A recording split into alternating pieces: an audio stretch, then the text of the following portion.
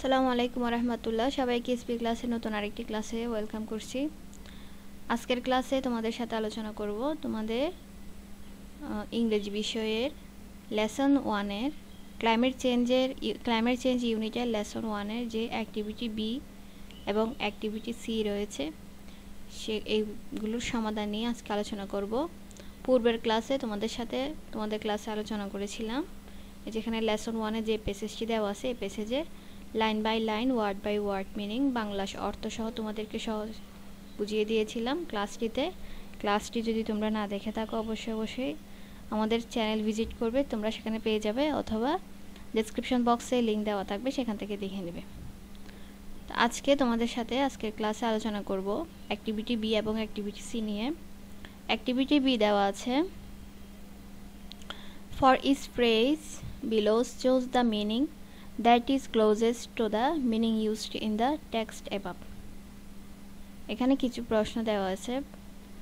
in paragraph 3 mighty rivers mean, এখানে 3 number প্যারাগ্রাফে mighty rivers মানে কি বোঝানো হচ্ছে এখানে অপশন দেওয়া আছে, এখান থেকে আনসারগুলো চুজ করতে হবে। তো সি নাম্বার অ্যাক্টিভিটিটা হচ্ছে প্রশ্নের উত্তর দাও, ask and answer the following questions in pairs, তোমরা জোড়ায় এই প্রশ্নগুলোর উত্তর দিবে। তা আমি এখানে আনসার শিটটি তোমাদের জন্য সাজিয়ে রেখেছি যাতে তোমরা সহজে বুঝতে পারো। তাহলে প্রথম প্রশ্নের in paragraph 3 mighty rivers means, সঠিক উত্তর হচ্ছে rivers that have huge volumes of water and very strong currents.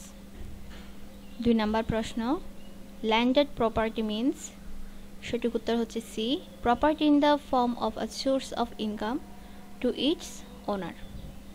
এবং 3 নাম্বার হুইসপারিং ওয়াইন্ড মিনস, সঠিক উত্তর হচ্ছে B, wind that blows with a hissing sound.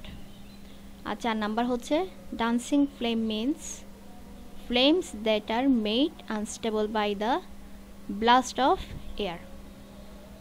এগুলো হচ্ছে চুজ দ্য কারেক্ট আনসারের মতো, মানে সঠিক উত্তরের মতো। এখন আমরা সি নাম্বারের আনসার দ্য ফলোইং কোয়েশ্চেনগুলো নিয়ে আলোচনা করব। সি নাম্বারে প্রথম প্রশ্ন দেওয়া আছে, what does Meherjaan use to make fire for cooking her mills, তার খাবারগুলো রান্না করার জন্য সে কিভাবে কি করে আগুন তৈরি করে। তো উত্তরে তোমরা লিখতে পারো এভাবে, মেহেরজান ইউজেস উড, মেহেরজান কি ব্যবহার করে, কাঠ ব্যবহার করে, or other available dry materials, অথবা অন্যান্য বিভিন্ন রকমের শুকনো জিনিস, টু মেক ফায়ার আগুন কি করার জন্য তৈরি করার জন্য, ফর আগুন তৈরি করার জন্য, ফর কুকিং হার মিলস, তার মিলগুলো কুক করার জন্য সে কি করে, রান্না করার জন্য যে আগুনের প্রয়োজন হয় সে আগুন সে কিভাবে তৈরি করে, কি ইউজ করে, উড ইউজ করে অথবা আদার অ্যাভেলেবল ড্রাই মেটেরিয়ালস ইউজ করে সে কি করে আগুন তৈরি করে, সে আগুনে সে কি রান্না করে, তার মিলস বা খাবার রান্না করে। বি নাম্বার প্রশ্ন, what property did Meherjan loss due to river erosion, নদী ভাঙ্গনের কারণে মেহেরজান কি সম্পত্তি হারিয়েছে। উত্তর হবে Meherjan lost her house, Meherjan কি হারালো, তার বাড়ি হারিয়েছে, ল্যান্ড হারিয়েছে মানে জমি হারিয়েছে, ট্রিজ হারিয়েছে তার গাছ হারিয়েছে, ভেজিটেবল গার্ডেন সবজি বাগান হারিয়েছে, এবং ব্যাম্বো বাঁশ ঝাড় due to the river erosion. নদী ভাঙ্গনের কারণে মেহেরজান তার বাড়ি, জমি, গাছ, ভেজিটেবল গার্ডেন সবজির বাগান এবং বাঁশ ঝাড় এগুলো হারিয়েছে কিসের কারণে, রিভার ইরোশন বা নদী ভাঙ্গনের কারণে।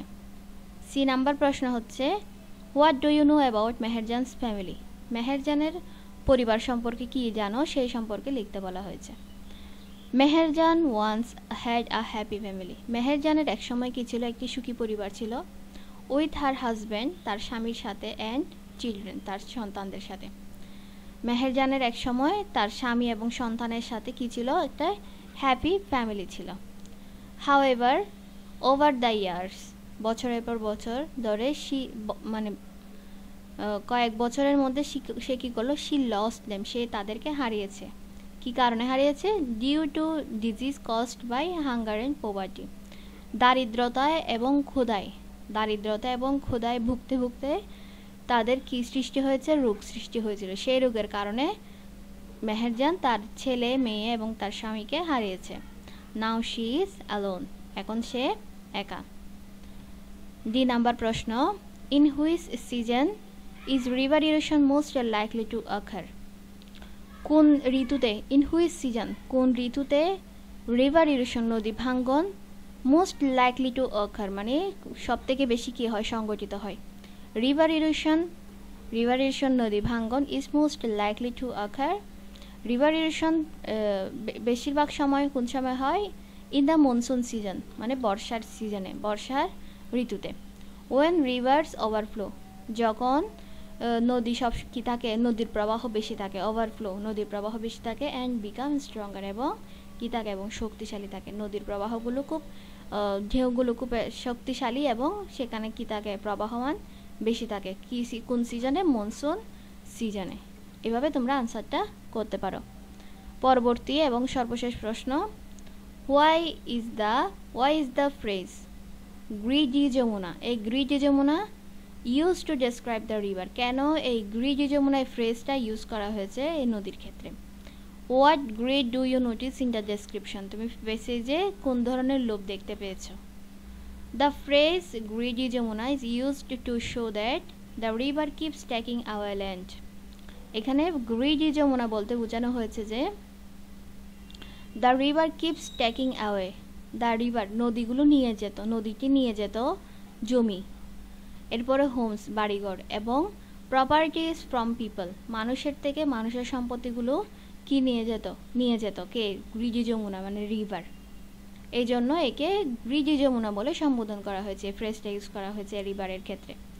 It's greed is seen is in how it continuously erodes land, মানে এই লোভের মাধ্যমে এখানে দেখানো হয়েছে যে কিভাবে দিনের পর দিন জমিগুলো মানুষ হারাচ্ছে, and making thousands of people, হাজার হাজার মানুষ কি হচ্ছে, মেহেরজানের মতো হচ্ছে, like Meherjaan, homeless every year, প্রতি বছর হাজার হাজার মানুষ মেহেরজানের মতো কি হচ্ছে, হোমলেস হচ্ছে, মানে বাড়ি ছাড়া হচ্ছে, বাড়ি হারা হচ্ছে, জমি হারা হচ্ছে, সে তার প্রপার্টি হারাচ্ছে, সে তার সম্পত্তি হারাচ্ছে। এই কারণে নদীটিকে কি বলা হয়েছে? গ্রিডি যমুনা ফ্রেজ, এই ফ্রেজটি ইউজ করা হয়েছে। ঠিক আছে, তো এই হচ্ছে তোমাদের এই লেসনের আনসার কোয়েশ্চেন এবং মাল্টিপল চয়েস কোয়েশ্চেন। তো পরবর্তী ক্লাসে তোমাদের এখানে যে বাকি অ্যাক্টিভিটিগুলো দেওয়া আছে সেই অ্যাক্টিভিটিগুলো নিয়ে আলোচনা করব। পূর্বের ক্লাসগুলো যদি না দেখে থাকো অবশ্যই ডেসক্রিপশন বক্সে লিঙ্ক দেওয়া থাকবে, তোমরা ওই লিঙ্কটি ফলো করে ক্লাসগুলো দেখে নেবে, অথবা আমাদের চ্যানেলটি ভিজিট করবে, ক্লাসগুলো দেখে নেবে। আর আজকের ক্লাস অবশ্যই তোমরা তোমাদের বন্ধুদেরকে শেয়ার করবে যাতে তারাও শিখতে পারে। ঠিক আছে, পরবর্তী নতুন ক্লাসগুলো পাওয়ার জন্য, তোমাদের প্রতিটি বিষয়ের ক্লাসগুলো পাওয়ার জন্য অবশ্যই চ্যানেলটি সাবস্ক্রাইব করে রাখবে। আজকে পর্যন্তই, খুদা হাফেজ, আসসালামু আলাইকুম।